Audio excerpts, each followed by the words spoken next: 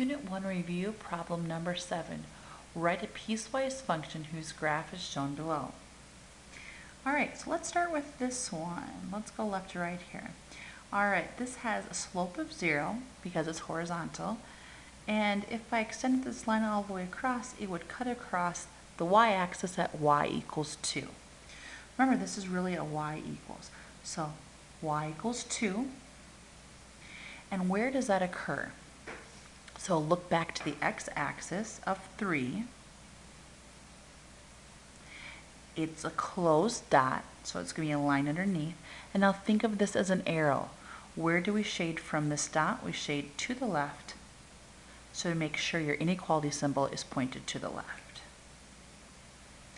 The second section here, I'm going to extend this upward using the same pattern of a slope until it crosses over the y-intercept. So up 1 over 2, up 1 over 2, up 1 over 2. Okay. So my rise over run was rise 2, run 1, rise 2, run 1. Remember to always read these graphs from left to right. So 2 over 1 was the slope, and it would cross through at this point. 1, 2, 3, 4, 5, 6, 7. Okay, so I have an open circle here and a closed circle here. So I'm going to put x in the middle. This is a number, -3, smaller number on the left, and a -1 on the right, larger number. So we always worry about the one on the right, and then whatever direction the inequality symbol is facing, we copy that to the left. So this has a closed dot, it's going to have a line underneath.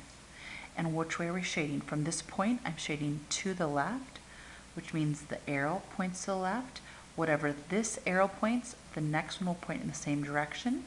Notice there's no line underneath because I have an open circle at x equals 3, -3. All right, your last one has a slope of rise over run of 1 over 1. And it cuts through the y-axis and has a y-intercept, I believe, of 8.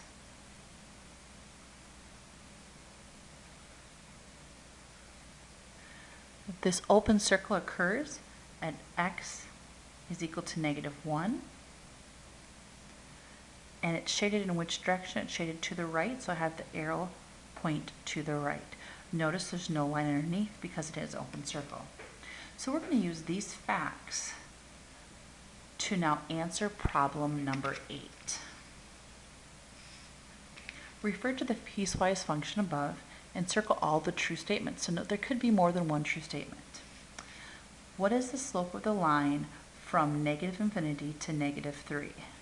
So what is the slope of this line? Does it rise? Does it go up to the right? Does it go down to the right? No, it stays constant over this interval. So the slope is 0. The slope of a line on this interval is -2. That is false. The slope is actually 0 since it's horizontal. This is false.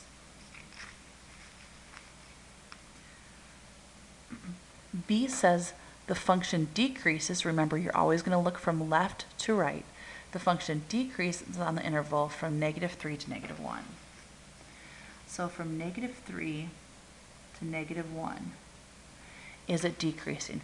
Always look from left to right. So picture yourself on this line and you're having to run. Would you be running uphill or downhill? You would be running uphill, which is increasing. So B is also false. The y-intercept is 0, 8. So where does this cross the y-axis? It does cross at 0, 8, not 8, 0. This is true. End behavior, how do we read this? This means as I go to the right, the ending function goes upward. As you go to the right, the ending function goes upward. So do you agree, as you go to the far right, this function is headed up? This is true. As you go to the right, this function is headed up. So the first part of the end behavior is correct. Let's check the second part. As you go to the left, you stay constant at a y value of -2. As you head to the left, you stay constant at a y value of -2. That is true.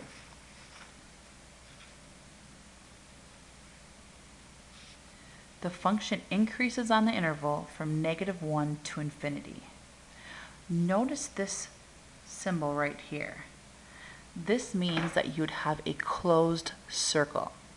So although from -1 to positive infinity, in this direction we are increasing, it states that at this point it's also including, and we see that that's not true, it's an open circle. If they would have said the function increases from -1 to positive infinity, this would have been a true statement. But because they have a closed bracket here, it means we should have had a closed dot here, not true. And finally, how do we read this? So when x is equal to -1, what is the value of y? When x is equal to -1, here is a closed dot. 1, 2, 3, 4, 5. This is false. If this was correct, we would have had an answer of 5.